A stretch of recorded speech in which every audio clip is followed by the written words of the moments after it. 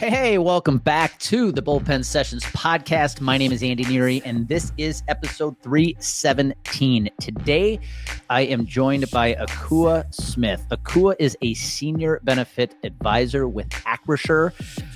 You are going to absolutely love this conversation. I wanted to have Akua on because she is one of the few advisors I've met that has really tied a passion to the profession of insurance. And once you hear Akua's story, you're going to fall in love with her. From being born in very humble beginnings in one of the toughest projects in Brooklyn to the nonprofit work she has done around the world and how that has inspired her to reach new heights as a benefit consultant with Acrisure. So it's awesome conversation. She shares her stories, her journeys of all the work she has done around the world, how it inspires her work she does in the boardroom as she helps mid-sized companies in America build better benefit strategies. And so, yeah, you're going to take away a lot. You're probably going to be inspired to do more nonprofit and missionary work yourself. But most importantly, I think this episode is really going to help align your purpose behind what you're doing today, if that's something you struggle with. So here we go. Akua Smith, episode 317. Welcome to the Bullpen Sessions podcast. Thank you, Andy. Happy to be here. Thanks for having me. I'm super excited for the conversation.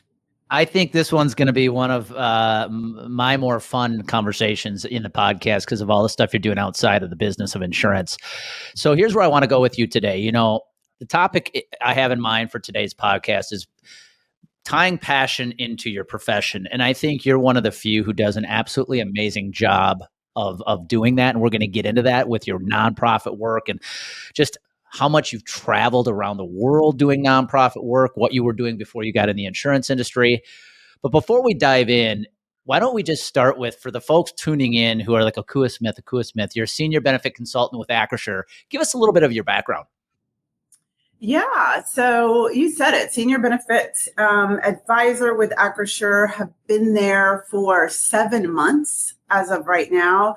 Prior to that, I was at a top 5 carrier and was with that carrier for 13 years, so health insurance, and was moved to actually several different places. I started in Tyler, Texas, where I was raised, commuting up to the Dallas-Fort Worth office. They moved me at one point to Denver, moved back to Dallas, and then ultimately ended up in Vermont working for that carrier. And in the state of Vermont, worked for them for 3 years before I transitioned over to the carrier, up to the benefit advisor role that I'm currently in. Yeah. So Akua, you're in Burlington, Vermont today. One thing that I love about your story is you shared with me offline, you know, taking it all the way back to the beginning, where you were born. Your parents instilled such inspiration in you, in your siblings. And I would love for you to talk about that. You know, you're born in Brooklyn. Take us back to the beginning and what life was like for you and how your parents just, again, inspired you and your siblings to strive for more, even though they might not feel like they fit the mold. Strive for more, because people are going to be really impressed when they hear what your siblings have all gone on to do as far as professions go, including yourself. So take us back. Yeah. So, Andy, great question.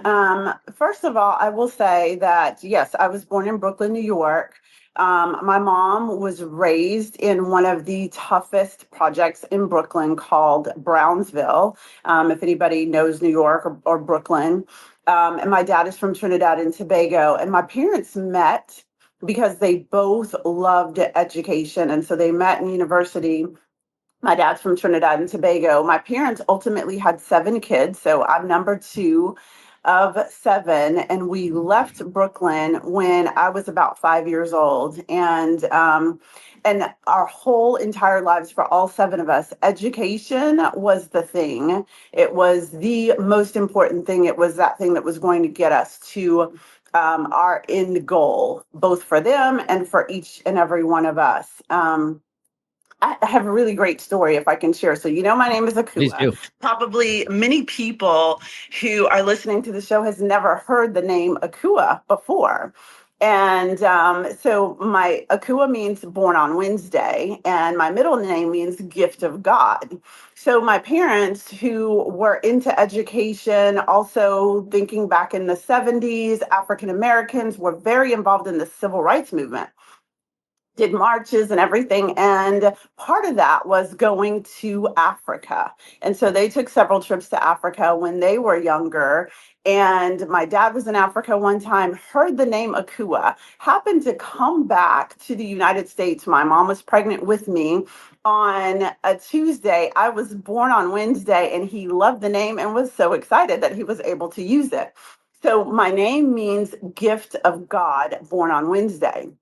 And so That's when you really talk cool. about my parents, like from the beginning, both them and, whether you believe in a creator or kismet or destiny, joined forces and named me Akua, which means gift of God born on Wednesday. And the interesting thing about that is that having that name has been such an important part of shaping me throughout my life, right? I'm in elementary school, middle school, high school, and no one had such a name. Most of the kids didn't even look like me. And so when a substitute teacher would come in, all the boys in the class would be, Achua, or whatever it was to make fun of my name. And so always as a child, I would say to myself, man, one day I'm going to find people that have a similar name as I do. And I'm going to go and hang out with them so that people don't make fun of me over my name. But then that grew into this desire to go to Africa, to go to the nations of the world, and to help people who, for one reason or the other, that they were challenged in their identity and in their purpose, whether it's because of their name, what they look like, what resources they had access to, etc. So in partnership, with each other, with the creator, my parents really instilled in me from a very young age that identity of who I was and who I was going to That's be. cool. Just because you were curious minds want to know, what's your middle name? My middle name is Namaste, So Akua Namache. That is awesome. and my last That, name is folks, might be the Smith. coolest name in the insurance industry today. I'm just going to say that, Akua. Yes, last name is Smith, and the last little tidbit is my husband's last name is Tumwasiji. So whenever we got married, I was like, listen, if it's okay with you, I'm going to retain Smith because my name is already a mouthful. So once I add that on, Well, what would people do with that? one thing that really captured my attention when you were telling me your story was, being born in that same Brownsville project. Your parents always said, "Hey, just because you're from here doesn't mean you need to stay here." And I think that Yes. has really defined your life. And you said you're one of seven. Share with us, if you don't mind, because when you told me, I was blown away. Kind of share the accomplishments of all your siblings. Yeah. And again, folks, remember, this is a family. These are kids that were born in one of the toughest projects in Brooklyn. If you don't mind, share the accomplishments of some of your siblings. Yeah. So first of all, I'll say, and my dad was born in Trinidad, which is another difficult place, and left Trinidad as a teenager to come to the United States of America. And so that thing of just because you were born here doesn't mean you have to stay here was lived out in their lives every single day of their lives. In that my dad ultimately said, you know what, I'm going to go into the armed forces and I'm going to move our family to a place where the kids have access to better education, right? And some material benefits that they wouldn't have. So, as I said, seven children.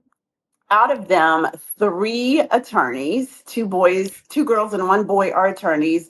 One doctor, she's a hematology oncologist currently at Stanford with a research lab. And then I have a brother who is just so super intelligent, knows technology like the back of his hand, has started a couple of different startup technology firms, as well as worked in venture capital. I have a sister who worked for the railroad, retired in her 50s, and is now just traveling the world having fun and running a travel business. So I think I mentioned all of them. Hopefully that was 6. If I left anybody out, I'm sorry. But all of them, what's funny, even for me, I have 2 master's degree. One master's degree in health science with a focus on public health, which is kind of, driving towards that desire to go to the nations, and then an MBA. And so one thing about my parents is that they never let you stop until you maxed out in whatever it is. So my mom, even still to this day, is like, you were supposed to be my first doctor. Even if you don't become a medical doctor, when are you going to get your PhD? Like, it was always like, you have not achieved it until you maxed out in whatever area that you were focusing on from an educational perspective. I got to tell you what, if I'm an in-law, if I'm a son-in-law or a daughter-in-law coming into that family, wow, talk about the pressure being on. For sure. I want to ask you this though. Again, you've said that growing up in being born in Brooklyn, then your family moved down to Tyler, Texas, where you, let's be honest, probably saw the opposite. You didn't feel like you fit the mold. There's not a lot of African Americans. Do you feel like that, always feeling like you didn't fit the mold? Has that driven you to become the success you are today? Oh my gosh. Yes, absolutely. In everything that I do, whether it is, being on a stage with other people that don't look like me, sitting in a corporate boardroom where, again, in most situations, I'm the only person that looks like me. It drives me so hard. As a matter of fact, as a result, I have, taken the time to learn techniques, even to deal with things like nerves and setting like that, so that I can step up, don't allow myself from the very first time I open my mouth to let the nerves or the feeling of not fitting in, etc., show, and really being, feeling like it's so important for me to present from the very beginning, like, okay, whether you think I belong here or not, I'm here and I'm going to show up and I'm going to bring what it is that I have, not just for me, but for others that follow. Yeah, I love that. And not to mention, you're also a female selling insurance in an industry that's often deemed male, pale, and stale, let's be honest. So that's another form of feeling like you don't fit the mold. Let's gravitate and transition now into the nonprofit work, because before you got in the insurance industry, you actually spent time in Africa running a nonprofit. What led you? I know maybe the background, the family, the fact your parents were able to had traveled the world. What inspired you to take that step? That's another big risk, right? To go live in a continent like Africa and do nonprofit work. What led you to that decision? Yeah, it's so funny. So back to that original story, it's like I always knew when I was a little kid, and people would say, "What are you going to be when you grow up?" And I would be like, "I'm going to be a missionary doctor. I'm going to go to the nations of the world and I'm going to help people." That was just my driving passion ever since I was a child, going back to the name, going back to being in school and seeing other children that may not necessarily have had everything that their peers had. And just wanting to be a helper, a supporter, a promoter, a networker.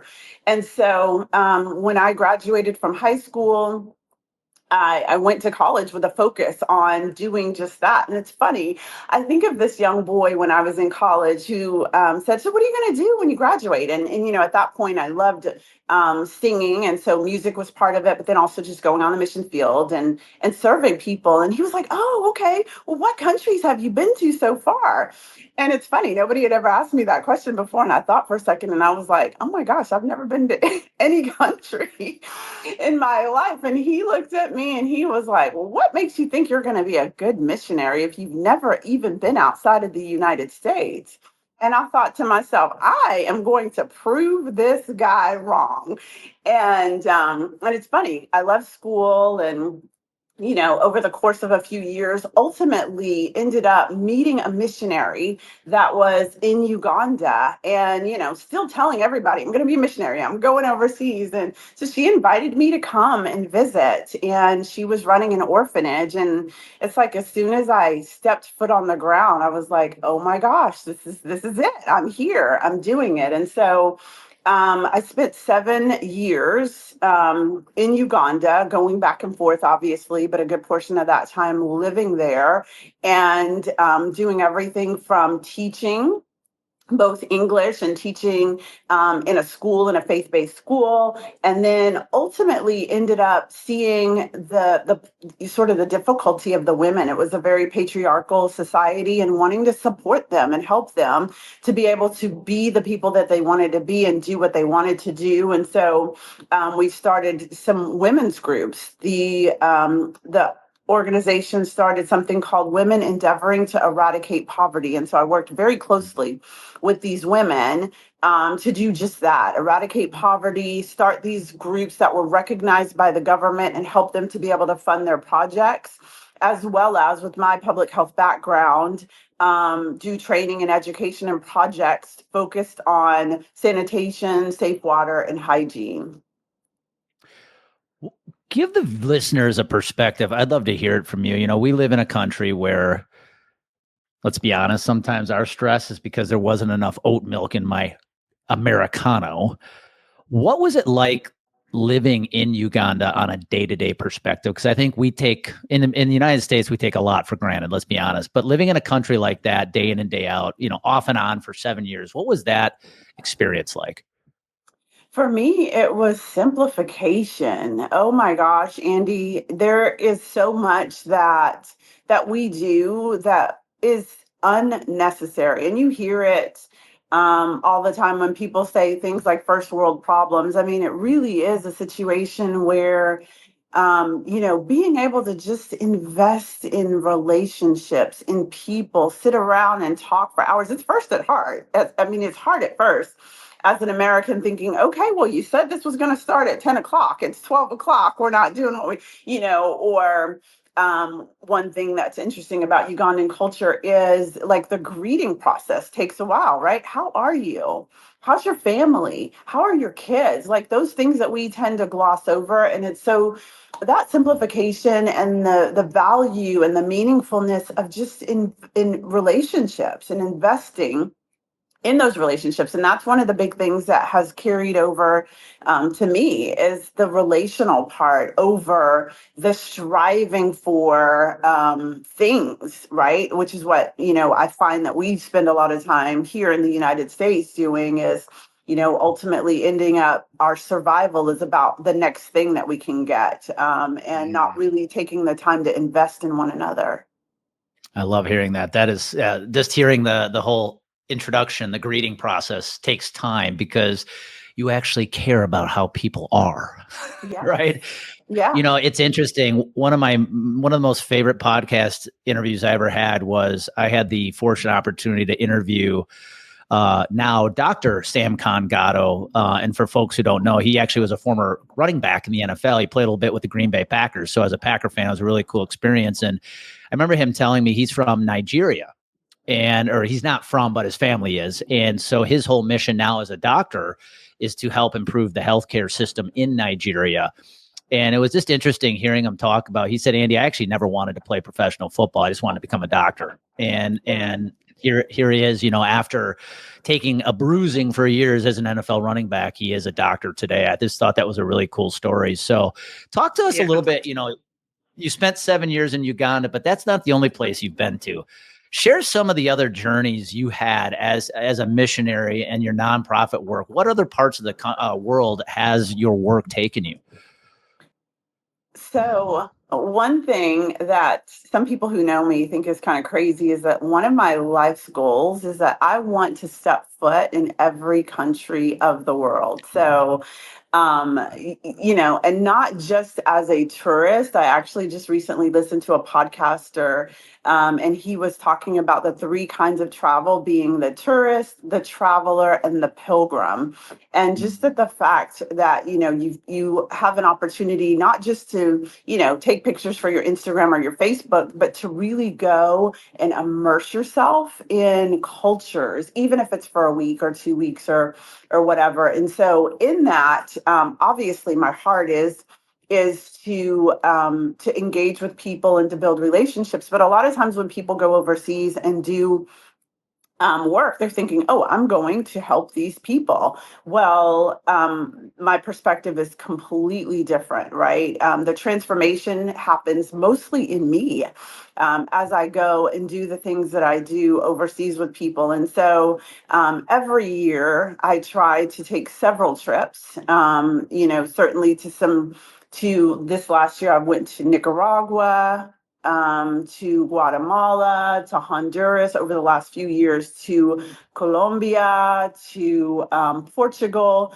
And so, usually going and partnering with other organizations that are on the ground doing work and really just helping to fuel whatever it is that they're doing as they partner with Native people. And that's so important to me, is that we as Americans are not going into other countries and saying, oh, the savior is here, let me fix all of your problems. But no, really going in and saying, hey, listen, you're doing amazing work for your people, for your culture. How can I help? Is there anything that I can do? Really asking the questions, and then being a background figure, helping to support the change. So everything from working with kids to digging water wells, but again, all of it is always in partnership with people who live in the country, who are doing the work, who have a heart for their people, for their environment, for their land, and supporting that. Talk to us. I'd love to hear it from you because you've done it so much, and I think there's others who probably just haven't had the opportunity to donate time. I think that's a big thing about, let's call it, giving back, right? Nonprofit, missionary work, whatever it might be. It's all about giving back, and I think a lot of people just feel it's often just about donating money, and they don't really think about donating time. When Yeah. you're in these other countries, whether it's building houses in Guatemala or supporting women in Uganda, what is that experience like? I'll just ask you selfishly, that experience for you as far as filling up your cup when you see the work you're doing to support these people and the gratitude they show. Yeah. So, if I may quote a verse, it says that if you want to be great, learn to be a servant of all. And so, the organization that I'm actually on the board for and co founded does what's called servant adventures. So, think about, you want to go and see the world, but yet you want to be a part of something bigger than yourself. That's what fills my cup, right? Is the serving piece of it. I don't have to be on anybody's platform or be the front page, the face or picture for anybody's magazine, or even take pictures of what I'm doing. Sometimes my team is like, you have no pictures of what you're doing. People need to see this kind of thing. I just want to be there and be a servant. And so, yes, you're absolutely right. It does completely fill me up. Um, and it's just a driving force to who I am. I say quite often that I do my day job for a couple of reasons. Also because I love to help people, but also because it helps to fund the work that I'm doing overseas. As a matter of fact, when I left Uganda to come here, part of the reason why I did that is because I no longer wanted to be a line item on the budget. I wanted to come and find a company that I could work for and then help to fund what's happening. And so, whatever I do overseas, and even what I do here in the United States with our organization, we just threw a Christmas party for people that we work with here in the US and completely paid for it. Didn't ask anybody for anything, just because we wanted to be able to do something special for people in our community and to give people an opportunity to network, to engage, to enjoy, but then also not for it to be a financial burden for them. So everything I do is all about that, being a I servant. want everybody to hear what you just said again. Your profession is what funds your passion. Yes. And I think that is why you will always be successful. When you have a North Star that is bigger than what you do for a living, and you view your living, what you do for a living, as a funder of that passion, of that North Star, you will always be successful. That's what I absolutely love about your story. So with that, I got a two-part question here because I know my listeners. when they heard that how many places you traveled to in the last year, the first thought was going to be, Akua, how in the world do you have time to do that when you're supposed to be selling insurance, especially as we record this in Q4 when everybody's cups are way overflowed, right? Way overfilled. The second part of that I'd be curious to know is, how does the work outside, so the nonprofit work, the missionary work, how does that fuel what you do in the boardroom? So let's start with, Akua, how do you have time to do all this and still reach your sales goals? So, first of all, my clients are my friends. They're people that I have relationships with that know who I am and what I'm about. And that's what draws them to me, is the work that we're doing overseas. But then, in addition to that, I am working wherever I am. And that's the great thing about the industry that we live in, right? You can prioritize, and with time management, etc., like you can still work. I can still work while I'm traveling. As a matter of fact, I was standing in line at the Eiffel Tower and got a phone call from a client and paused and had that conversation because they were so important to me in that moment, as well as what I was doing. And so, as long as you lay the foundation for yourself, make sure that you have a great team, build in that time management structure. And then, again, we talked about this before, but that passion is fueled, and you are energized to do whatever it is that you're doing in both spaces, right? So the energy comes from both spaces, but certainly I know, and the people around me know, that if I'm doing this work, that I'm going to come back even more energized to also do the work that I'm doing here in the United States for my clients and my customers, et cetera, because it spills over. It spills over, Andy, right? Even as I'm looking at the industry, the healthcare industry here, my servant's heart and my desire to see what's happening, look at my clients, identify their issues, their needs, et cetera, and serve them in getting from where they are to where they want to be. Still, I'm getting energized by that. So each one of them is fueling the other, which is what I love about my life. Talk a little bit about that. How does your work outside of the world of insurance inspire you when you are in the boardroom in front of a CFO or an HR director who's trying to make a decision about their benefits? Yeah. So, in each arena, there are specific issues and specific needs, right? That I walk into a room feeling like, hey, I'm equipped to help support with whatever that need is and whatever that issue is. Not as a lone ranger, because I believe so much in the idea that, bringing experts to the table, right? I have an expertise, but I'm also really good at identifying the people who really have the expertise and who can speak to that. And so that's one of my skills and my giftings, is drawing in and bringing in the right people to the table. So as I think about my time in the boardroom and how sort of, the juxtaposition between what I do on the day to day and that time, for me, it's like I look at the work that I'm doing overseas and draw from it sort of those same skills and giftings that I use over there, those translatable things, that empathy, that compassion, that drive for better, that mission driven way of doing things. And I bring that to the boardroom table as I identify what is the need. What are you working towards? Let me partner with you to help you achieve that need, whatever it may be. Yeah, I think if I parallel the two, it's really clear. When you're down in Guatemala building houses for a village, right? What are they missing? They're missing knowledge and or resources. And that's what you're bringing them, is the knowledge, the skill set, the resources, the people to support them so they can build those homes. It's no different in a boardroom. When you're working with a mid-sized company with 300 employees trying to fix their benefits, it's often the knowledge and the resources they're lacking to create the results they want. It's no different. But what I think you have absolutely hit a home run with, and this is what I wanted people to really hear, because of your work outside of the world of insurance, traveling the world, serving other communities in other parts of the world, it's no surprise one of your niches in the benefit space is nonprofits.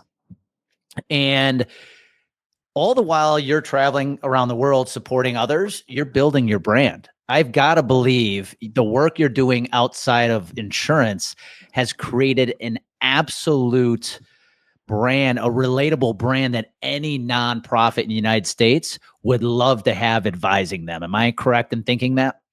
You're absolutely right, right? Because as a nonprofit, similarly, we're mission driven. It's like there is something that we're trying to do, not for ourselves as individuals, not for the for profit sector, but for the world and whatever we see the world as our target audience. And so you're absolutely right.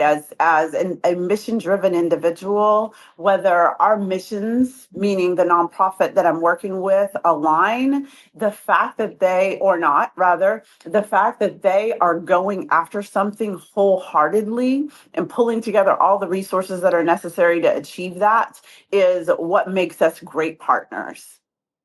I think it comes back to the beginning of your story, that through line of your life, which has been just because you came from here doesn't mean you need to stay here. Right. Just because you started here doesn't mean you need to stay here. That was true of your life. That's true of the people, the communities, the villages you're serving around the world. And that's true of the prospects and the clients you're working with when it comes to health insurance, right? Just because you're here doesn't mean you need to stay here. And I think that has been a theme throughout your life, which has inspired so many people. You said it earlier, your prospects are all your friends. They have connected with you in such a way that it's no longer just about business. This is about life. And when you have a client portfolio of people who view you as more than an advisor, as a friend, that's a sticky portfolio that any advisor would love to have. I'm curious, Akua, going into next year, if you're willing to share, where in the world, I was going to say, where in the world is Carmen Sandiego? Where in the world is Akua Smith going next year? Indonesia, Malaysia, Thailand.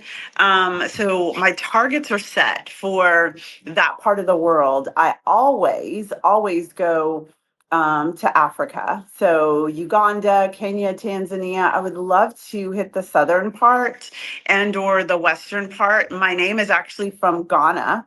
And it's funny because for Christmas this year, my husband was actually trying to put together a trip to Ghana for me because I've always wanted to go. So definitely those places. Over the last couple of years, we've spent a lot of time also in South America. We're for sure going to Trinidad. So I've got a nice list that's building for next year. I've actually started looking at my calendar and going, okay, wow, we got to slow down and start thinking about pushing some of these to 2026. And not to mention, on top of that, I'm going to guess you probably have a pretty lofty sales goal as well. So for my producers who are tuning into this episode, what do you have on that? Not only is she going to hit her sales goal, she's traveling the world to support others. So, Akua, you are an inspiration. Last question before we wrap this thing up.